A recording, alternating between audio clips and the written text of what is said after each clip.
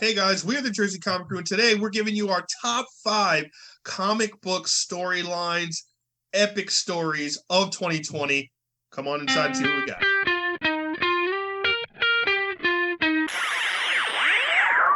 Hey guys, Rob and Chris here from the Jersey Comic Crew, and like Chris said, we're doing a top 5 list of comic storylines for 2020. Just like movies, comics did take a very long hiatus this year due to the global pandemic, but there were still a lot of good comics that we wanted to talk about. I'm going to start with my top 5 list, Chris, and then after I say my list, I'm sure I'm going to like, oh, I forgot that book. Happens every year. So number 5 for me was War of the Realms. I really like that, seeing all the multiple Thors come down together at one, working together to fight off the Asgardian invasion. It was great. 4 was the Flash book from DC, especially the arc that focused on Paradox. I liked the fact that a villain was created and got stronger every time a Flash or somebody messed with time and they went back and they had to deal with that. I thought it was a cool concept that has never been touched before. So for originality, that gets number 4. Number 3 goes to the Immortal Hulk. The Horror Hulk comic book still continues to this day to send shivers down my spine when I read it. And it just reinvented Hulk in a new way, and I love what they have done with this. And speaking of inventing in a new way, Thor, the new Thor book, where we see Thor as the herald of Galactus, trying to save the world, get Galactus strong enough to fight off another cosmic entity, just is mind-boggling fun.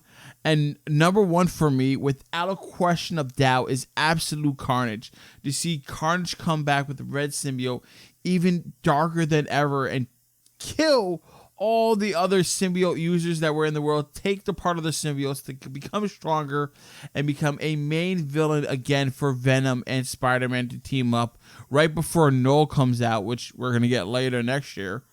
It was a lot of fun in a time where comics are sparse. Yeah, I think you are onto something, because comics were sparse, but there were still some great storylines going on this year, even before and post hiatus where stuff picked up. So my top 5 list is very Marvel heavy this year. DC had a rough year. And my number 5 is actually Wonder Woman Dead Earth. It's a DC Black Label series. It's basically Wonder Woman meets Mad Max. And it's awesome. It's pedal to the metal. It's nothing like you like take the pretty shimmering gleam away from Diana and just give her like fighting prowess, and it's crazy. Number 4 for me is the Thor run this year. Jason Aaron all the way through Donny Cates. Thor is one of the strongest Marvel books, and it has been for a couple years now. Like for a while, it's just hitting on every cylinder. Donny picked it up right from Jason Aaron and just ran with it. Yes, because he's a rock star. Number 3 for me is the Star Wars line of books that Marvel's doing.